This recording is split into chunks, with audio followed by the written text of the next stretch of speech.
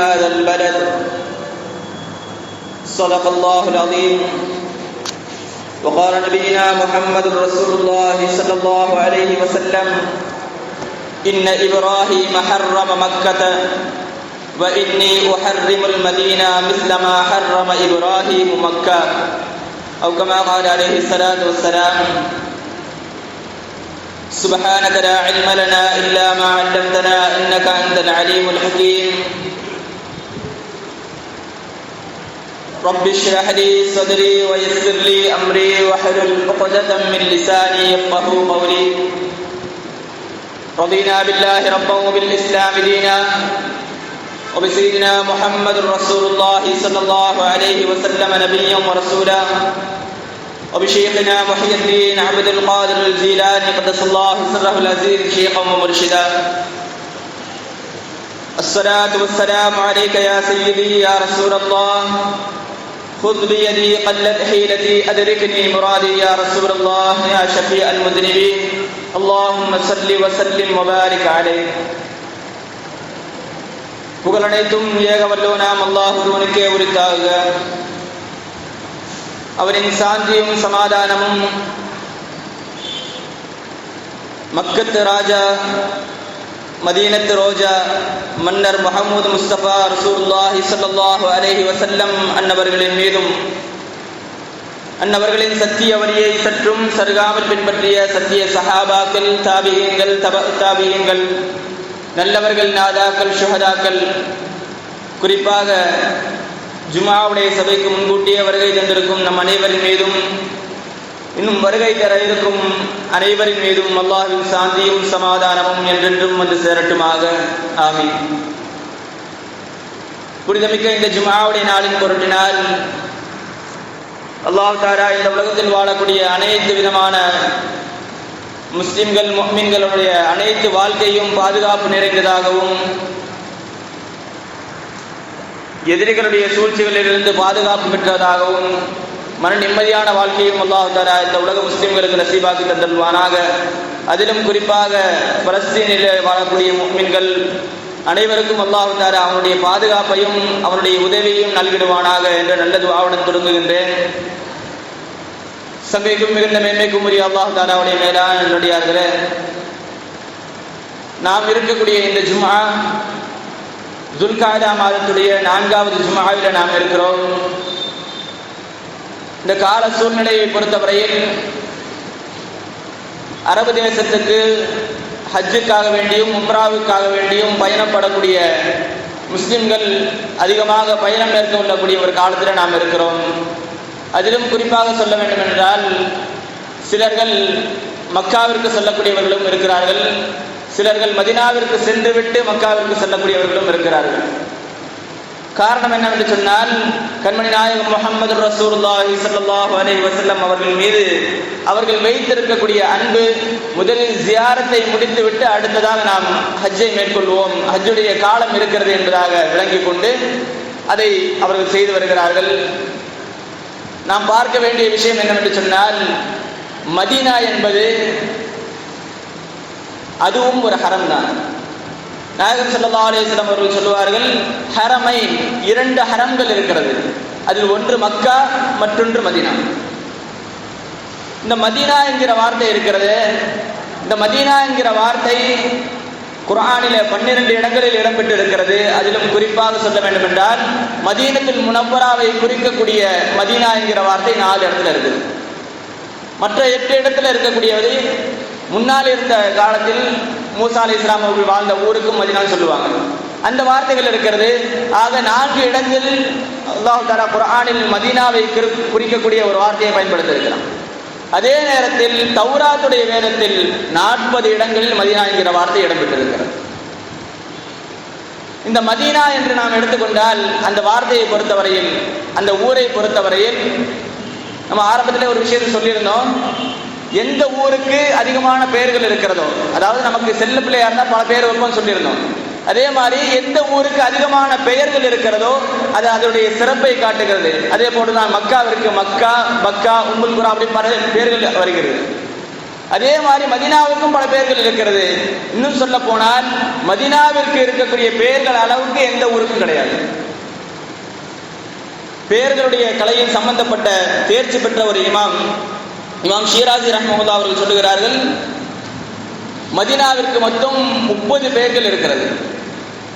இன்னும் சொல்ல போனா இன்னொரு இமாம் எழுதுறாங்க, மதீனாவுடைய சிறப்பை பத்தி ஒரு கிதாப் எழுதியிருக்கிறாங்க, வஃபாஉல் வஃபா ஃபி அக்பாரி தாரில் முஸ்தஃபா. நபி முஸ்தபா ஸல்லல்லாஹு அலைஹி வஸல்லம் அவருடைய மதீனாவுக்கு சம்பந்தமான சிறப்புகள் சம்பந்தமான கிதாப் ஒன்று எழுதியிருக்கிறாங்க. அதில் எழுதப்பட்டிருக்கிற வாசகம் என்னவென்று சொன்னால் 94 பெயர்கள் மதீனாவுக்கு இருக்கிறது. இந்த பெயர்கள், அதிகமான பெயர்கள் இருப்பது எதை காட்டுகிறது என்று சொன்னால் அந்த ஊருடைய சிறப்பை காட்டுகிறது. மதீனாவுடைய பெயர்களை வரிசைப்படுத்தி சொல்லிட்டே வராங்க. அஸ்ரிப்னு ஒரு பேர் இருக்குது, அர்துல்லா அல்லாஹ்வுடைய பூமி, அர்துல் ஹிஜ்ரா ஹிஜ்ரத்துடைய பூமி, அகாலத்துல் புல்தான் எல்லா ஊரையும் தூக்கி சாப்பிடக்கூடிய ஊருன்னு இருக்குது மதீனாவுக்கு பேர். ஏன் சொன்னா மதீனாவுக்கு போனதுக்கு பிறகுதான் எல்லா வெற்றியும் கிடைத்தது ரசூலுல்லாஹி ஸல்லல்லாஹு அலைஹி வஸல்லம். ஆக இந்த மதீனா எல்லா ஊர்களையும் சாப்பிடக்கூடியது என்ற ஒரு பெயரும் இருக்கிறது. இன்னும் சொல்ல போனால் மதீனாவிற்கு ஈமான் என்றும் பெயர் இருக்குது. காரணம் என்னவென்று சொன்னால் நாயகம் ஸல்லல்லாஹு அலைஹி வஸல்லம் அவர்கள் சொல்லுவார்கள், கடைசி காலத்தில் கியாமத்துடைய நிலையில் ஈமான் மதீனாவில் தஞ்சம் புகும். பாம்பு எப்படி தன்னுடைய பொத்தில் தஞ்சம் புகுமோ அதே போன்று ஈமான் தஞ்சம் புகக்கூடிய இடம் மதீனா என்பதாக நாயகம் ஸல்லல்லாஹு அலைஹி வஸல்லம் சொன்னாங்க. அதனால் இந்த மதீனாவிற்கு ஈமான் என்றும் ஒரு பெயர் இருக்கிறது. இப்படி வரிசைப்படுத்தே சொல்லி கொண்டு போனால் கிட்டத்தட்ட 94 பெயர்கள் இருக்கிறது. இந்த ஹரம் மதீனா என்பது எல்லா நகரங்களை விடவும் சிறந்தது. மக்காவும் மதீனாவும் இந்த உலகத்தில் இருக்கக்கூடிய எல்லா நாடுகளை விடவும் ஊர்களை விடவும் சிறந்தது. இன்னும் குறிப்பாக சொல்ல வேண்டும் என்று சொன்னால் மக்கா பெருசா மதீனா பெருசா அப்படின்னு கேட்டா மதீனா தான் பெருசு. மக்கா சிறந்ததா மதீனா சிறந்ததா என்று கேட்டால் சையதுனா உமர் இப்னு கத்தாப் ரலியல்லாஹு அன்ஹு அவருடைய மகன் சையதுனா அப்துல்லாஹ் இப்னு உமர் ரலியல்லாஹு அன்ஹு, அதே போன்று மாலிக் இமாம், இப்படி பல மதீனாவாசிகள் பேசக்கூடிய வார்த்தை என்னவென்று சொன்னால் மதீனா என்பது மக்காவை விட சிறப்பானது என்று பேசுகிறார்கள். இன்னும் சொல்ல போனால் சில இமாம்கள் குறிப்பாக குறிப்புப்படுத்தி சொல்ல வேண்டும் என்று சொன்னால் தாஜுத்தீன் அஸ்ஸுபுகி ரஹ்மத்துல்லாஹ் அவங்க என்ன சொல்றாங்கன்னா அர்ஷை விட மதீனா தான் பெருசுன்னு பேசுறாங்க. காரணம் என்னவென்று சொன்னால் பல விஷயங்கள் இருக்கிறது. எந்த விதத்தில் மக்காவை விட மதீனா சிறந்தது, அர்ஷை விட மதீனா சிறந்தது என்று சொன்னால் ஒரு உம்மத்திற்கு சிறப்பு எதை வைத்து கிடைக்கிறது என்று சொன்னால் அந்த நபியை வச்சு தான் கிடைக்குது. எந்த நபி, அதாவது எந்த நபிக்கு உம்மத்தா இருக்கிறாங்களோ அந்த உம்மத்திற்கு அந்த நபியை வச்சு தான் சிறப்பு கிடைக்குது. அப்படி இருக்கும் பொழுது கண்மணி நாயகம் ஸல்லல்லாஹு அலைஹி வஸல்லம் அவர்கள் தங்குவதற்கென்று அல்லாஹ் தஆலா தேர்ந்தெடுத்து கொண்ட பூமி எது? மதீனா. இன்னும் சொல்ல போனால் மதீனாவை கண்மணி நாயகம் ஸல்லல்லாஹு அலைஹி வஸல்லம் அவர்கள் நேசிக்கிறார்கள். நம்ம ஆரம்பத்தில் சொன்ன ஒரு ஹதீஸ்ல வர்ற வாசகம், இன்ன இப்ராஹீம ஹர்ரம மக்கா, இப்ராஹிம் அலைஹிஸ்ஸலாம் அவர்கள் மக்காவை ஹரமாக்கினார்கள். வ இன்னி உஹர்ரிமுல் மதீனா மிஸ்லமா ஹர்ரம இப்ராஹீம் மக்கா, இப்ராஹிம் அலைஹிஸ்ஸலாம் அவர்கள் எப்படி மக்காவை ஹரமாக்கினார்களோ அதே போன்று நான் மதீனாவை ஹரமாக்குகிறேன் என்று சொல்லுகிறார்கள். இப்போ இந்த 2 பேர்ல இப்ராஹிம் அலைஹிஸ்ஸலாத்துல அதே மாதிரி கண்மணி நாயகம் ஸல்லல்லாஹு அலைஹி வஸல்லம் அவர்கள், இந்த 2 பேரில் நமக்கு யார் முக்கியமானவங்க சொன்னா கண்மணி நாயகம் ஸல்லல்லாஹு அலைஹி வஸல்லம். சில பேர் சொல்லலாம், இப்போ இடையில கூட ஒரு வீடியோ கிளிப்பு என்னன்னு சொன்னா இப்ராஹிம் அலைஹிஸ்ஸலாம் தான் ரசூலுல்லாஹ்வோட உயர்ந்தவங்க, இப்ராஹிம் அலைஹிஸ்ஸலாம் தான் ரசூலுல்லாஹ்வை விட சிறந்த நபி என்பதாக பேசக்கூடிய ஒரு முட்டாள்தனமான வாதங்களை நாம் பார்த்தோம். இது யாருடைய செயல் என்று சொன்னால் இது யஹூதிகளுடைய செயல். யஹூதிகள் ரசூலுல்லாஹி ஸல்லல்லாஹு அலைஹி வஸல்லம் அவர்கள் வரும்போது என்ன பேசுறாங்கன்னு சொன்னா இப்ராஹிம் அலைஹிஸ்ஸலாம் எங்களுடைய நபின்னு பேசினாங்க. இதே ஒரு செயலை தான் இன்றைய காலத்து நவீன குழப்பவாதிகளும் செய்து கொண்டிருக்கிறார்கள். நாம் விளங்க வேண்டிய ஒரு விஷயம், நம் கண்மணி நாயகம் ஸல்லல்லாஹு அலைஹி வஸல்லம் அவர்கள் எதை சிறப்புப்படுத்தினார்களோ எதை ஹரமாக்கினார்களோ அதுதான் நமக்கு பெருசு. ஆக நமக்கு மதீனா தான் பெருசு. அதே போன்று இன்னொரு கேள்வி வரலாம். அல்லாஹ் தஆலா குர்ஆன்ல மக்காவின் மீது சத்தியம் என்று சொல்லியிருக்கிறான். லா உக்ஸிமு பிஹாதல் பலத், மக்காவின் மீது சத்தியமாக என்பதாக அல்லாஹ் தஆலா சொல்லியிருக்கிறான். ஆனா மதீனாவின் மீது எந்த ஒரு வாசகத்திலும் எந்த ஒரு ஆயத்திலும் அல்லாஹ் தஆலா சத்தியம் என்று சொல்லவில்லை. அப்போ எதை வச்சு சத்தியம் வச்சு சொல்றானோ அதுதானே சிறப்பானதாக இருக்கணும் அப்படின்னு ஒரு கேள்வி வருது. அந்த கேள்விக்கு என்ன பதில் என்று சொன்னால், நம்ம மக்காவை எதனால அல்லாஹ் தஆலா சத்தியம் என்று சொல்றான் அப்படின்னு சொன்னா நம்ம நினைச்சிட்டு இருப்போம் மக்கால காபா இருக்குது, மகாம் இப்ராஹிம் இருக்குது, சஃபா மர்வா இருக்குது, ஹஜ்ஜுடைய கடமை நிறைவேற்றப்படக்கூடிய இடம் அது அப்படின்னு நம்ம நினைச்சிட்டு இருக்காங்க. ஆனால் இப்னு அப்பாஸ் ரலியல்லாஹு அன்ஹு சொல்லுகிறார்கள், மக்காவின் மீது அல்லாஹ் தஆலா சத்தியம் என்று சொன்னதற்கான காரணத்தை அதற்கு அடுத்த ஆயத்திலே அல்லாஹ் தஆலா சொல்லுகிறான், லா உக்ஸிமு பிஹாதல் பலத், நபியே நீங்கள் இருக்கக்கூடிய இந்த மக்காவின் மீது சத்தியமாக, வ அன்த ஹில்லும் பிஹாதல் பலத், அது எதனால சத்தியம் என்று சொல்றான் அல்லாஹ், நீங்கள் இருப்பதால் என்பதாக நான் ஸல்லல்லாஹு அலைஹி வஸல்லம் சொன்னேன். இதே ஒரு நிலைமை ரசூலுல்லாஹி ஸல்லல்லாஹு அலைஹி வஸல்லம் மக்கால இருந்ததுனால மக்காவுக்கு சத்தியம் கிடைச்சது, மக்காவுக்கு சிறப்பு கிடைச்சது. ஒருவேளை நபி ஸல்லல்லாஹு அலைஹி வஸல்லம் அவர்கள் மதீனாவில் இருந்திருந்தார், ஒருவேளை நபி ஸல்லல்லாஹு அலைஹி வஸல்லம் அவர்கள் மதீனாவில் பிறந்திருந்தால் அதுக்கு தான் சத்தியம் போயிருக்கும், மதீனாவின் மீது தான் அல்லாஹ் தஆலா சத்தியம் என்று சொல்லியிருப்பான். இன்னும் ஒரு கட்டத்தில் நபி ஸல்லல்லாஹு அலைஹி வஸல்லம் அவர்கள் சொல்லுவார்கள், ஒரு போர் முடிஞ்சு இஸ்லாத்துடைய ஆரம்ப காலத்துல மதீனாவுக்கு வந்த புதுசுல நபி ஸல்லல்லாஹு அலைஹி வஸல்லம் அவர்கள் ஒரு போர் முடிஞ்சு அதில் வந்த கனிமத்து பொருட்களை பங்கு வச்சு கொடுத்துட்டு இருக்கிறாங்க. அப்பொழுது முஹாஜிர்களுக்கு அதிகமாக பங்கு வச்சு கொடுக்குறாங்க, அன்சாரிகளுக்கு கம்மியாக தான் கொடுக்குறாங்க.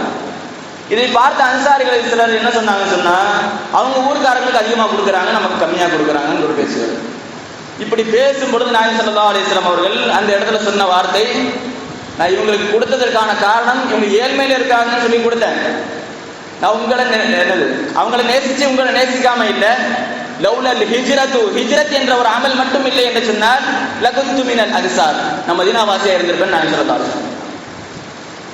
அப்படியானால் இந்த ஹிஜ்ரத் மட்டும் இல்லை என்று சொன்னால் நபி ஸல்லல்லாஹு அலைஹி வஸல்லம் தான் பிறந்திருப்பாங்க, மதீனால தான் பிறந்திருப்பாங்க. அப்ப மதீனால பிறந்திருந்தா அந்த லா உக்ஸிமு பிஹாதல் பலதுங்கிறது எங்க தான் வந்திருக்கும், மதீனால தான் வந்திருக்கும். இன்னொரு விஷயத்தை சொல்ல போனா, மக்காங்கிறது நீர்நிலையை வச்சு உருவான ஊர், மதீனாங்கிறது அப்படி கிடையாது. மக்கா எப்படி உருவானது, இப்ராஹிம் அலைஹிஸ்ஸலாம் அவர்கள் இஸ்மாயில் அலைஹிஸ்ஸலாம் அவர்களையும் ஹாஜரா அம்மையாரையும் விட்டு போகும்போது அந்த இடத்துல இருந்த சூழ்நிலை என்னன்னு சொன்னா, மனித நடமாட்டமே இல்லாத ஒரு இடம். அப்படி இருக்கும் பொழுது இஸ்மாயில் அலைஹிஸ்ஸலாம் அவருடைய பொற்பாதம் பட்டு ஜம்சம் நீர் கொப்பளிக்கிறது, அந்த நீரை ஆதாரமாக கொண்டு அந்த வழியாக வந்த மக்கள் குடியேறாங்க. அந்த நீரை வைத்து, அந்த நீர் ஆதாரத்தை வைத்து, அந்த நீரை அடிப்படையாக வைத்து மக்கள் கூடுகிறார்கள், அந்த ஊர் உருவாகிறது. அதே மதீனா அப்படி கிடையாது. மதீனால எப்படி கூட்டம் கூடுது, யஹூதி நசராக்கள் மதீனாவுக்கு குடியேறாங்க. காரணம் என்னவென்று சொன்னால், யஹூதி நசராக்களுடைய வேதங்களில் இருக்கக்கூடிய வார்த்தை, கடைசி நபி கண்மணி நாயகம் ஸல்லல்லாஹு அலைஹி வஸல்லம் அவர்கள் வரக்கூடிய இடம் மதீனா. அந்த நபியை பார்ப்பதற்காக வேண்டி குடியேறிய மக்கள் தான் யஹூதி நசராக்கள். அந்த ஊர் எதனால உருவானது, நபியுடைய வருகையால், நபியால் உருவாக்கப்பட்ட ஊர் மதீனா. தண்ணீரால் உருவாக்கப்பட்ட ஊர் பெருசா, நபியால் உருவாக்கப்பட்ட ஊர் பெருசா? நபியால் உருவாக்கப்பட்ட ஊர் தான் பெருசு. இன்னும் சொல்ல போனால் கஅபா, கஅபாவினால் மக்கா சிறப்பு பெறுகிறது. ஆனால் அதே நேரத்தில் கஅபாவிற்கு இருக்கக்கூடிய பேர் என்னங்க, கஅபாவுக்கு பைத்துல்லான்னு ஒரு பேர் இருக்கு, அல்லாஹ்வுடைய வீடு அப்படின்னு. அதே நேரத்தில் மதீனாவில் இருக்கக்கூடிய ரவுதாவுக்கு இருக்கக்கூடிய பேர் என்னன்னு சொன்னா நூருல்லாஹ், அல்லாஹ்வுடைய நூர். யார், கண்மணி நாயகம் ஸல்லல்லாஹு அலைஹி வஸல்லம் அவர்கள் இருப்பதால் அதற்கு கிடைத்த பேர் நூருல்லாஹ். நூறு பெருசா பைத்துல்லா பெருசா, நூருல்லா பெருசா பைத்துல்லா பெருசா அப்படின்னு எடுத்துக்கிட்டா அல்லாஹ்வுடைய நூறு தான் பெருசு. இன்னும் சொல்ல போனா கஅபா உருவாவதற்கான காரணமே நாயகம் ஸல்லல்லாஹு அலைஹி வஸல்லம் தான். ஒவ்வொரு பொருளும் கண்மணி நாயகம் ஸல்லல்லாஹு அலைஹி வஸல்லம் அவருடைய நூறில் இருந்து தான் படைக்கப்பட்டிருக்கிறது. கஅபா கட்டப்பட்டதற்கான காரணம் என்ன, மக்கள் வணங்க வேண்டும் என்பதற்காக. அந்த மக்கள் எப்படி வந்தாங்க, கண்மணி நாயகம் ஸல்லல்லாஹு அலைஹி வஸல்லம் அவருடைய நூறில் இருந்து. இன்னும் சொல்ல போனால் அல்லாஹ்வுடைய அரிசி அமைக்கப்பட்டிருப்பதும், அல்லாஹ்வுடைய குருசுகள் அனைத்தும் எதிலிருந்து படைக்கப்பட்டது, அல்லாஹ் தஆலா முதலில் படைத்தது, அல்லாஹ் தஆலா படைச்ச விஷயங்கள்ல முதல் விஷயம் கண்மணி நாயகம் ஸல்லல்லாஹு அலைஹி வஸல்லம் அவருடைய நூறு தான். அந்த நூறிலிருந்து வந்ததுதான் அனைத்தும். ஆக அந்த நூரை அடக்கி இருக்கக்கூடிய அந்த மதீனா, அந்த மதீனத்துடைய மண் எப்பொழுதுமே சிறப்பானது, எல்லா இடங்களை விடவும் சிறப்பானது. இன்னும் சொல்ல போனா நம்ம கேட்கலாம், அங்க தொழுதா 1,00,000 மடங்கு நன்மை, இங்கே தொழுதா 1000 மடங்கு தானே நன்மை அப்படின்னு கேட்கலாம். அதற்கான பதில் என்னவென்று சொன்னால், மஸ்ஜித் தொழக்கூடிய இடம் என்ற ரீதியில் மக்கா பெருசு, அதற்கடுத்து மதீனா. ஆனால் ஒட்டு மொத்தத்தில் சிறந்த ஊர் என்று நாம் எடுத்துக்கொண்டால் அதனுடைய சிறப்பை பெறக்கூடிய ஒரு விஷயம் மதீனாவாகத்தான் இருக்கிறது. அது மட்டும் இல்லாமல் நம்ம ஒது இல்லாமல் குர்ஆனை தொட மாட்டோம் இல்லையா, ஒது இல்லாமல் குர்ஆனை தொடக்கூடாது. அப்படி இருக்கும் பொழுது குர்ஆனை கொண்டு வந்த கண்மணி நாயகம் ஸல்லல்லாஹு அலைஹி வஸல்லம் அவர்களை சுத்தம் இல்லாமல் தொடக்கூடாது. அப்படி இருக்கும் பொழுது அந்த மண் எப்படி இருக்கும், ரசூலுல்லாஹி ஸல்லல்லாஹு அலைஹி வஸல்லம் அவருடைய பொன் உடலை தாங்கக்கூடிய மண், அந்த தகுதியை பெறக்கூடிய அந்த மண் எவ்வளவு சுத்தமானதாக இருக்கும். இன்னும் சொல்ல போனால் எந்த மண்ணிலிருந்து நாம் படைக்கப்பட்டோமோ அதில் தான் மீட்கப்படுவோம். நாயகம் ஸல்லல்லாஹு அலைஹி வஸல்லம் அவர்கள் சொல்லுவார்கள், நானும் அபூபக்கரும் உமரும் ஒரே மண்ணிலிருந்து படைக்கப்பட்டிருக்கிறோம் என்பதாக நாயகம் ஸல்லல்லாஹு அலைஹி வஸல்லம் சொல்லுவாங்க. அதனாலதான் 3 பேருடைய கபர் ஒண்ணா இருக்குது. இன்னும் சொல்ல போனால் அல்லாஹ் தஆலா குர்ஆன்ல சொல்றாங்க, மின்ஹா ஹலக்னாகும், அந்த மண்ணிலிருந்து தான் படைத்திருக்கிறோம், வஃபீஹா நுக்ரிஜுக்கும், அதுல தான் உங்களை வெளியாக்குவோம்னு அல்லாஹ் தஆலா சொல்லுவாங்க. அதாவது எந்த மண்ணில் நாம் படைக்கப்பட்டோமோ அந்த மண்ணில் தான் நம்ம அடக்கப்படுவோம். அப்போ நாயகம் ஸல்லல்லாஹு அலைஹி வஸல்லம் அவர்களை படைப்பதற்கென்று தேர்ந்தெடுத்துக் கொண்ட மண், உலகத்துல எவ்வளவு மண் இருக்குது, ஆனா ரசூலுல்லாஹ்வை படைக்கிறதுக்கு எதை தான் தேர்ந்தெடுத்தான்? மதீனத்து மண்ணை தான் அல்லாஹ் தஆலா தேர்ந்தெடுத்தான். அப்போ மதீனாவுடைய மண் சிறப்பு பெறுகிறது என்று சொன்னால் இப்போ மதீனாவும் மிக சிறப்பானது. இன்னும் சொல்ல போனால் நாயகம் ஸல்லல்லாஹு அலைஹி வஸல்லம் அவர்கள் சொல்லக்கூடிய வார்த்தை, மா பைன பைத்தி வ மிம்பரி ரௌலத்தும் மின் ரியாதில் ஜன்னah, என்னுடைய வீட்டிற்கும் என்னுடைய மிம்பர் படிக்கும் மத்தியில் இருக்கக்கூடிய இடம் சுவனத்து பூஞ்சோடு என்பதாக நாயகம் ஸல்லல்லாஹு அலைஹி வஸல்லம் சொன்னாங்க. ஏன் மற்ற இடத்துலயும் தான் ரசூலுல்லாஹி ஸல்லல்லாஹு அலைஹி வஸல்லம் இருந்திருக்கிறாங்க, மதீனா ஃபுல்லாவும் இருந்திருக்கிறாங்க. இந்த இடத்தை மட்டும் ஏன் குறிப்பிட்டு சொல்றாங்கன்னு சொன்னா, இந்த பாக்கியத்தை, இந்த அவருடைய வீட்டுக்கும் அவருடைய மிம்பருக்கும் மத்தியில் இருக்கக்கூடிய இடம் மட்டும் இந்த பாக்கியத்தை பெறுவதற்கான காரணம் என்னவென்று சொன்னால், நாயகம் ஸல்லல்லாஹு அலைஹி வஸல்லம் அவர்கள் மதீனாவில் நடந்த இடங்களிலே அதிகமான நடைகள் நடந்த இடம் அதுதான். 5 வேளை தொழுக, வீட்டுல இருந்து அங்க வருவாங்க, மிம்பருக்கு வருவாங்க, தொழுக முடிச்சு மிம்பர்ல இருந்து வீட்டுக்கு போவாங்க. ஒரு வக்துக்கு எத்தனை வாட்டி ஆச்சு? 2 தடவை ஆயிடுச்சு. இப்படி ஒரு நாளைக்கு 10 முறை, ஒரு மாசத்துக்கு 300 தடவை, அதே மாதிரி ஒரு வருஷத்துக்கு 360, 3600 தடவை. இப்படியே நம்ம கணக்கு வச்சு பார்த்தோம்னு சொன்னா ரசூலுல்லாஹி ஸல்லல்லாஹு அலைஹி வஸல்லம் அவர்கள் போருக்கு போனது, வெளி உலக பயணத்துக்கு போனது, இப்படி எல்லாத்தையும் கழிச்சுட்டு நம்ம பார்த்தோம்னு சொன்னா கிட்டத்தட்ட ஒரு குறைஞ்சது 20 வருஷமாச்சும் அங்க இருந்திருக்கணும். 20 வருடமாவது வீட்டிலிருந்து தொழுகைக்கு சென்றிருக்கணும், தொழுகை முடிச்சுட்டு வீட்டுக்கு வந்திருக்கணும். இப்படி பார்த்தா கிட்டத்தட்ட 72,000 தடவை அந்த இடத்தை மிதித்திருக்கிறார்கள். ரசூலுல்லாஹி ஸல்லல்லாஹு அலைஹி வஸல்லம் அவருடைய பாதத்தை முத்தியதால் அந்த பாக்கியம் அந்த மண்ணுக்கு கிடைச்சது. ரசூலுல்லாஹி ஸல்லல்லாஹு அலைஹி வஸல்லம் அவருடைய பாதத்தை முத்தியதால் அந்த பாக்கியம் அதற்கு கிடைக்கிறது. அது மட்டும் இல்லாமல் ரசூலுல்லாஹி ஸல்லல்லாஹு அலைஹி வஸல்லம் அவர்களோடு எதெல்லாம் சம்பந்தப்பட்டிருக்கிறதோ அவைகள் எல்லாம் ஹயாத்தோடு வந்தது. நம்ம வரலாறுல பார்க்க முடியும், ஹதீஸ்கள்ல பிரபல்யமான ஒரு ஹதீஸ் தான். ரசூலுல்லாஹி ஸல்லல்லாஹு அலைஹி வஸல்லம் அவர்கள் குத்பா செய்வதற்காக வேண்டி மிம்பர்ல ஒரு கட்டை மேல சாஞ்சிருப்பாங்க. அந்த கட்டை மாற்றப்படுகிறது, அந்த மிம்பர் மாற்றப்படுகிறது. அந்த மாற்றப்பட்ட மிம்பர் பள்ளியுடைய ஒரு ஓரத்தில் ஒதுக்கி வைக்கப்படுகிறது. அப்படி இருக்கும் பொழுது அந்த இடத்தில் அந்த மிம்பர் அழக்கூடிய சத்தத்தை சஹாபாக்கள் எல்லாம் கேட்கிறார்கள். அது கண்ணீர் வடிக்கக்கூடிய காட்சியை சஹாபாக்கள் பார்க்கிறார்கள். அந்த கட்டையை கண்மணி நாயகம் ஸல்லல்லாஹு அலைஹி வஸல்லம் அவர்கள் ஆறுதல் படுத்துகிறார்கள் என்பதை நாம் பார்க்க முடியும். இது மறுக்கக்கூடிய விஷயம் கிடையாது, பிரபல்யமான ஹதீஸ் இது. ஆக ரசூலுல்லாஹி ஸல்லல்லாஹு அலைஹி வஸல்லம் அவர்களோடு எது சம்பந்தப்படுகிறதோ அது உயிர் பெறுகிறது, அது ஹயாத்தை பெறுகிறது. இன்னும் சொல்ல போனால் நம்ம புர்தா ஷரீஃப்ல ஒரு வாசகத்தை பார்க்க முடியும், ஜாஅத் லி தஅவதிஹில் அஸ்ஜாரு சாஜிததன். ரசூலுல்லாஹி ஸல்லல்லாஹு அலைஹி வஸல்லம் அவர்களோடு தொடர்பு பெற்றிருந்த ஒரு மரம் அதை அழைத்தவுடன் சஜிதா செய்த நிலையில், யாருக்கு சஜிதா செஞ்சு வருதுங்க? ரசூலுல்லாஹி ஸல்லல்லாஹு அலைஹி வஸல்லம் சஜிதா செஞ்சு வருது. இப்போ இந்த இடத்துல சஜிதாங்கிறது அந்த சஜிதா கிடையாது, வணக்கத்திற்குரிய சஜிதா கிடையாது. கண்ணியம் என்கிற அடிப்படையில் தலை குனிவது கூடும். அந்த அடிப்படையில் அந்த மரம் சஜிதா செய்த நிலையில், தலையை தாழ்த்திய நிலையில் கண்மணி நாயகம் ஸல்லல்லாஹு அலைஹி வஸல்லம் அவருடைய பாதத்துக்கு முன்னாடி வந்து நின்றது. இந்த ஒரு ஹயாத் அந்த மரத்துக்கு எப்படி கிடைச்சது? ரசூலுல்லாஹி ஸல்லல்லாஹு அலைஹி வஸல்லம் அவருடைய தொடர்பினால் அந்த பாக்கியம் அந்த மரத்துக்கு கிடைச்சது. இன்னும் சொல்ல போனால் ரசூலுல்லாஹி ஸல்லல்லாஹு அலைஹி வஸல்லம் அவருடைய பாதங்கள் முத்தக்கூடிய பாக்கியத்தை பெற்றதால் மதீனாவுடைய மண் மருந்தாக மாறியிருக்கு. மதீனாவுடைய மண்ணை கண்மணி நாயகம் ஸல்லல்லாஹு அலைஹி வஸல்லம் அவர்கள் மருந்தாக சொல்லுகிறார்கள். எந்த அளவுக்கு என்று சொன்னால், நாயகம் ஸல்லல்லாஹு அலைஹி வஸல்லம் அவர்கள் ஒரு போருக்கு போயிட்டு வராங்க, தபூக் போர். அந்த தபூக் போரை பொறுத்தவரையில் நாயகம் ஸல்லல்லாஹு அலைஹி வஸல்லம் அவர்கள் பயணப்பட்டு போன போர்கள்லேயே அதிகமான தூரம் பயணப்பட்டு போனதுன்னா இந்த தபூக் போருக்காக வேண்டிதான். நீண்ட நேர பயணம், ஹிஜ்ரி 9 நடக்கிறது. நீண்ட தூர பயணம் போயிட்டு திருப்பி வர்றாங்க. வந்துட்டு இருக்கும் போதே என்ன நினைக்கிறாங்க, சஹாபாக்கள் சொல்றாங்க, எனக்கு மதீனாவை தேடுதுன்றாங்க ரசூலுல்லாஹி ஸல்லல்லாஹு அலைஹி வஸல்லம். எனக்கு மதீனாவை தேடுது, நான் மதீனாவுக்கு போகணும், வேகமா போகணும்னு நாடுறேன், அதனால நான் வேகமா போறேன், என் கூட வரணும்னு நாடுறவங்க வாங்க அப்படின்றாங்க ரசூலுல்லாஹி ஸல்லல்லாஹு அலைஹி வஸல்லம். இதை கேட்ட சில சஹாபாக்கள் அவர்களோடு வேக வேகமாக கிளம்பி வருகிறார்கள். அதே நேரத்தில் ரசூலுல்லாஹி ஸல்லல்லாஹு அலைஹி வஸல்லம் அவர்களுடைய வருகையை அறிந்த மதீனாவாசிகள், மதீனாவில் இருந்த சஹாபாக்கள் மதீனாவுடைய எல்லைக்கு வந்து நிற்கிறாங்க. அப்படி வந்து நிற்கும் பொழுது ரசூலுல்லாஹி ஸல்லல்லாஹு அலைஹி வஸல்லம் அவர்களை பார்த்த சஹாபாக்களும் அந்த சஹாபாக்களை மதீனாவாசிகளை பார்த்த ரசூலுல்லாஹி ஸல்லல்லாஹு அலைஹி வஸல்லம் அவர்களும் ஓடோடி வந்து இரண்டு பேரும் சேரக்கூடிய அந்த நேரத்தில் அந்த ஓட்டத்துடைய பிரதிபலிப்பாக அங்கிருந்த புழுதிகள் எல்லாம் கிளம்புகிறது.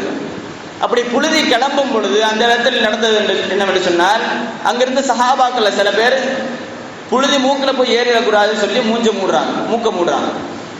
அப்போ அந்த நேரத்தில் கண்மணி நாயகம் ஸல்லல்லாஹு அலைஹி வஸல்லம் அவர்கள் சொல்லுகிறார்கள், அந்த திரையை நீக்கிட்டு எதை வச்சு மூடி இருந்தாங்களோ அதை நீக்கிட்டு சொல்றாங்க, வல்லதி நஃப்ஸி பியதிஹி, என்னுடைய உயிர் யாருடைய கைவசம் இருக்கிறதோ அவன் மீது சத்தியம் என்று சொல்கிறேன், இன்ன ஃபீ குபாரிஹா ஷிஃபாஉம் மின் குல்லி தா, இதுடைய புழுதியில், அதாவது மதீனாவுடைய புழுதியில் அனைத்து விதமான நோய்களுக்கும் நிவாரணம் இருக்கிறது என்பதாக நாயகம் ஸல்லல்லாஹு அலைஹி வஸல்லம் சொன்னாங்க.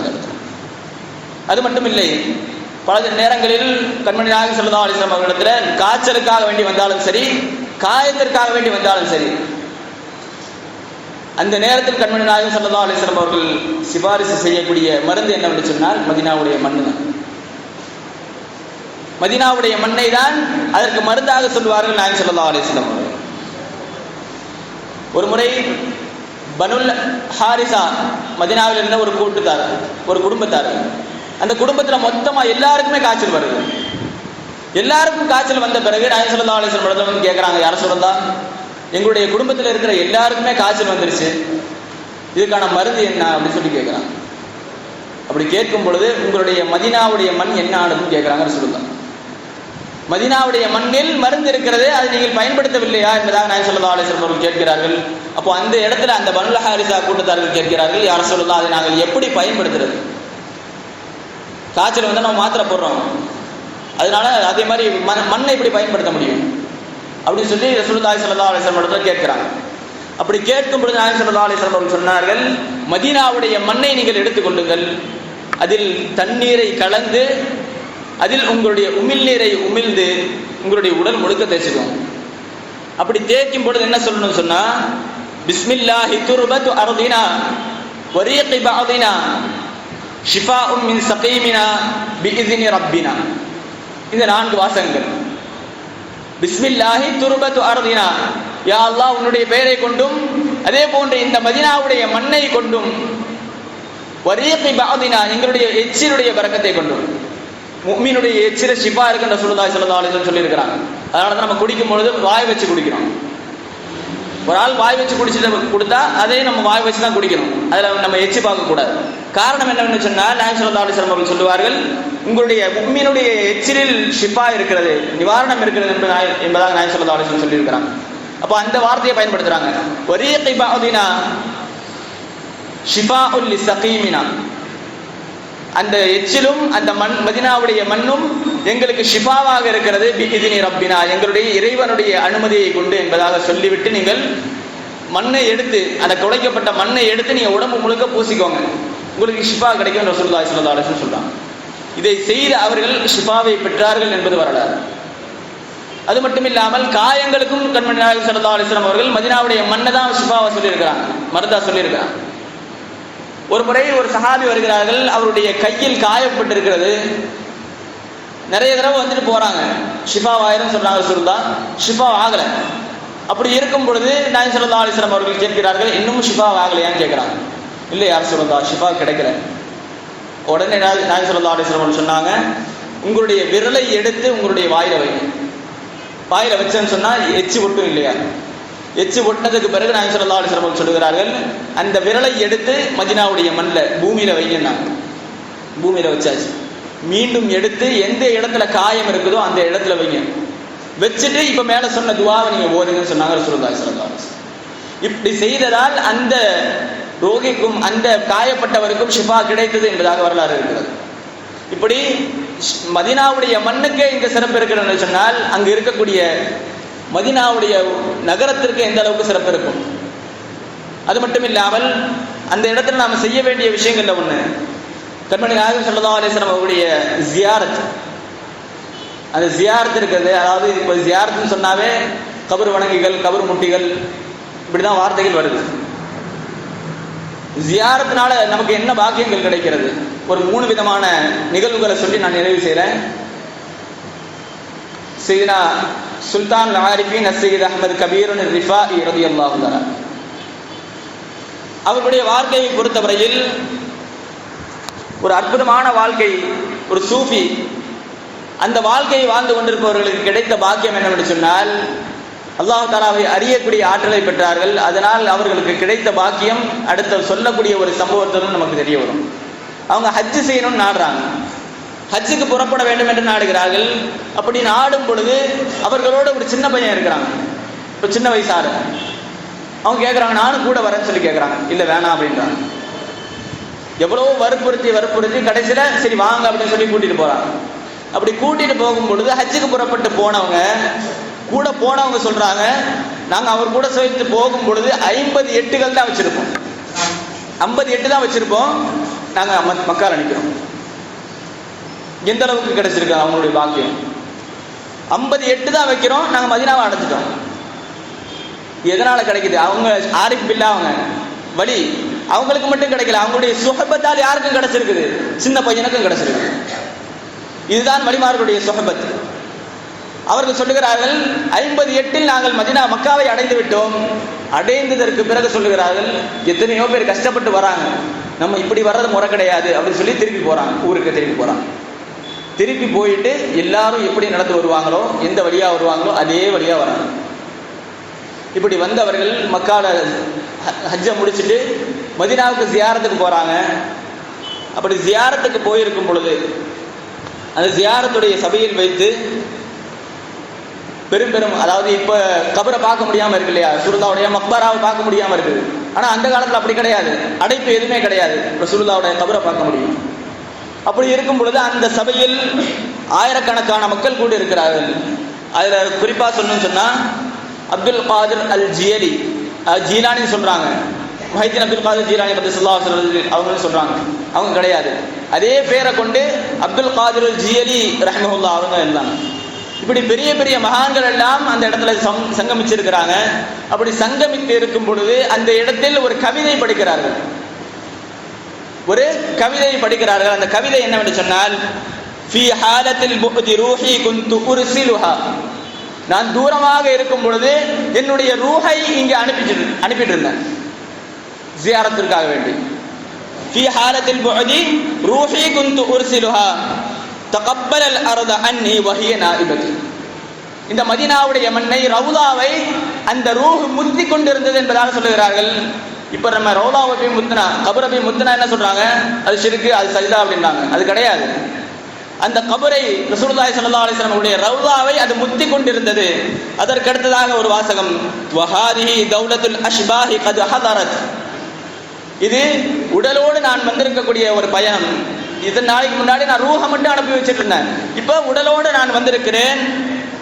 ஃபம்துது யமீனக கை தஹதா பிஹா ஷஃபதா, நீங்கள் உங்களுடைய வலக்கரத்தை, ரசூலுல்லாஹி ஸல்லல்லாஹு அலைஹி வஸல்லம் அவங்களை பார்த்து சொல்றாங்க, யா ரசூலுல்லாஹ் உங்களுடைய வலக்கரத்தை நீங்கள் நீட்டுங்கள், நான் அதை முத்த வேண்டும் என்பதாக அவர்கள் சொல்லுகிறார்கள். அப்படி சொல்லும் பொழுது அங்கு நடந்த அதிசயம், கபருக்கு மேல இருந்து ரசூலுல்லாஹி ஸல்லல்லாஹு அலைஹி வஸல்லம் அவர்கள் கையை நீட்டி இருக்கிறாங்க. இது நம்ம மட்டும் சொல்ற விஷயம் கிடையாது. ஹஜ்ஜுடைய சிறப்பு, ஹஜ்ஜின் சிறப்புன்னு ஒரு கிதாப் இருக்குது, அதுலேயும் இந்த வாசகம் எழுதப்பட்டிருக்கு. இன்னும் சொல்ல போனால் இமாம் இப்னுல் ஜௌசி ரஹ்மஹுல்லாஹ் அவங்க ஆதாரம் இல்லாம அவ்வளவு சீக்கிரம் ஒரு விஷயத்தை எழுதிட மாட்டாங்க. அவங்களே அந்த விஷயத்தை பதிவு செஞ்சிருக்கிறாங்க. அவர்களுடைய கை வெளியே வந்தது, அந்த கையை முத்தமிடக்கூடிய பாக்கியத்தை சையத் அஹ்மத் கபீர் ரிஃபாஇ ரலியல்லாஹு அன்ஹு அவர்கள் பெற்றார்கள் என்பதாக எழுதுகிறார்கள். இதைத்தான் நாயகம் ஸல்லல்லாஹு அலைஹி வஸல்லம் அவர்கள் சொன்னாங்க, மன் ஜாரனி பஅத வஃபாதி, யார் என்னுடைய வஃபாத்திற்கு பிறகு என்னை ஜியாரத் செய்ய வருகிறார்களோ, ஃபகஅன்னமா ஹுவ ஜாரனி ஃபீ ஹயாதி, அவர் என்னுடைய ஹயாத்தில் என்னை ஜியாரத் செய்தவரை போன்றவர் ஆவார் என்பதாக நான் ஸல்லல்லாஹு அலைஹி வஸல்லம் சொன்னாங்க. அந்த ஒரு ஹதீஸை, அந்த ஒரு வார்த்தையை நிதர்சனமாக பார்த்த ஒரு தருணம் இது. அது மட்டும் இல்லை, நாம் ஜியாரத் எதுக்கு போறோம் அப்படின்னு சொன்னா, அங்கு இருக்கக்கூடியவர்களுடைய சிறப்புகளை, அவர்களுடைய மகோன்னதங்களை நாமும் அந்த இடத்துல நாம் பெற்றுக்கொள்ள முடியும். சையதுனா உமர் இப்னு கத்தாப் ரலியல்லாஹு அன்ஹு அவர்கள் பைத்துல் முகத்தஸை வெற்றி கொண்டாங்க. அவங்களுடைய ஆட்சியில வெற்றி கொள்ளப்பட்டது. அல்லாஹ் தஆலா இப்போ இருக்கக்கூடிய அந்த பைத்துல் முகத்தஸையும் முஸ்லிம்களுடைய கையில் அல்லாஹ் தஆலா மீட்டு தந்தருள்வானாக. அதற்காக வேண்டி போராடக்கூடியவர்களுக்கு அல்லாஹ் தஆலா வெற்றியை தந்தருள்வானாக. அந்த போராட்டத்தில் பாதிக்கக்கூடிய மக்களுக்கு அல்லாஹ் தஆலா ஷஹாதத்தையும் அதே போன்ற அவர்களுக்கு பாதுகாப்பையும் அல்லாஹ் தஆலா நல்கி அருள்வானாக. அந்த இடத்தில் உமர் ரலியல்லாஹு தஆலா அவர்கள் பைத்துல் முகத்தஸை வெற்றி கொண்ட பிறகு பைத்துல் முகத்தஸுக்கு போறாங்க. போன அந்த இடத்துல கஅபுல் அஹ்பார் ரலியல்லாஹு தஆலா அவங்க ரசூலுல்லாஹ்வுடைய காலத்திலே வாழ்ந்திருக்கிறாங்க. ஆனா இஸ்லாத்துக்கு வரல. அவங்க பைத்துல் முகத்தஸ்ல இருக்கிறாங்க. இன்னும் சொல்ல போனால் மூசா அலைஹிஸ்ஸலாத்துடைய தௌராத்துடைய வேதத்தை கரைத்து குடித்தவர்கள் அவர்கள். இப்போ உமர் ரலியல்லாஹு தஆலா அந்த இடத்துல போகும்போது சொல்றாங்க, தௌராத்துல இருந்தது உண்மையாயிருச்சுன்னு சொல்றாங்க. காரணம் என்ன?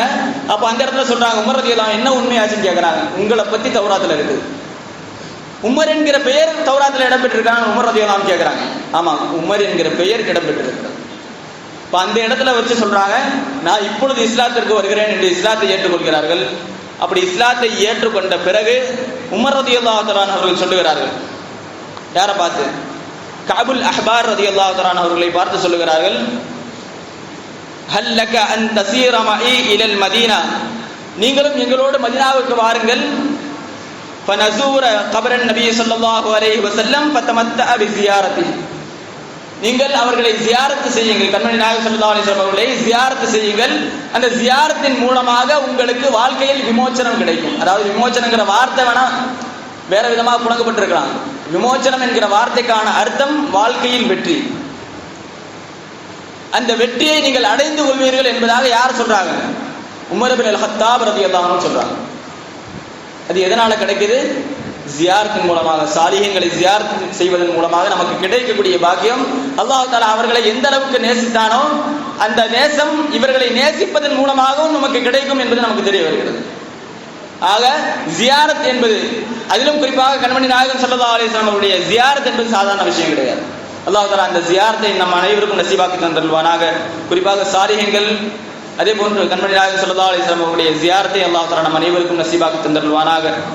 இந்த மதீனாவுடைய சிறப்புகளை விளங்கி, இன்னும் சொல்ல போனால் கண்மணி நாயகம் ஸல்லல்லாஹு அலைஹி வஸல்லம் அவர்கள், உங்களால் முடியும் என்று இருந்தால் நீங்கள் மதீனாவில் மௌத்தாகுங்கள் என்று நாயகம் ஸல்லல்லாஹு அலைஹி வஸல்லம் அவர்கள் சொன்னார்கள். நம்முடைய மௌத்தை அல்லாஹ் தஆலா மதீனாவில் ஆக்கி அருள்வானாக என்ற அந்த மதீனாவில் மௌத்தாவதால் கிடைக்கக்கூடிய பாக்கியம் கண்மணி நாயகம் ஸல்லல்லாஹு அலைஹி வஸல்லம் சொல்லுகிறார்கள், யார் மதீனாவில் மௌத்தாகிறாரோ அவருக்கு என்னுடைய ஷஃபாத் வாஜிபாகி விட்டது என்பதாக நாயகம் ஸல்லல்லாஹு அலைஹி வஸல்லம் அவர்கள் சொல்லுகிறார்கள். அந்த மௌத்தையும் அந்த ஷஃபாத்தையும் அல்லாஹ் தஆலா நமக்கு நசீபாக்கி தந்தருள்வானாக. இறை இல்லமாம் கஅபா ஷரீஃபையும் இறை தூதரின் பூங்காவனமான ரௌலா ஷரீஃபையும் அல்லாஹ் தஆலா நம்முடைய வாழ்க்கையில் பலமுறை கண்டு தரிசிக்கக்கூடிய பேரின்ப பாக்கியத்தை நம் அனைவருக்கும் நசீபாக்கி தந்தருள்வானாக. நமக்கும் நம்முடைய சந்ததிகளுக்கும் அல்லாஹ் தஆலா நசீபாக்கி தந்தருள்வானாக. நாம் இந்த ஜும்மாவுடைய சபையில் எப்படி ஒன்று கூடி இருக்கிறோமோ அதே போன்று கண்மணி நாயகம் முஹம்மது ரசூலுல்லாஹி ஸல்லல்லாஹு அலைஹி வஸல்லம் அவருடைய திருச்சபையில் சொர்க்கத்தில் உயர்ந்த சொர்க்கமான ஜன்னத்துல் ஃபிர்தௌஸில் அல்லாஹ் தஆலா நம் அனைவரையும் ஒன்று கூட்டி அருள்வானாக என்ற நல்ல துஆவுடன் நிறைவு செய்கிறேன். வ ஆகிரு தஅவானா அல்ஹம்துலில்லாஹி ரப்பில் ஆலமீன்.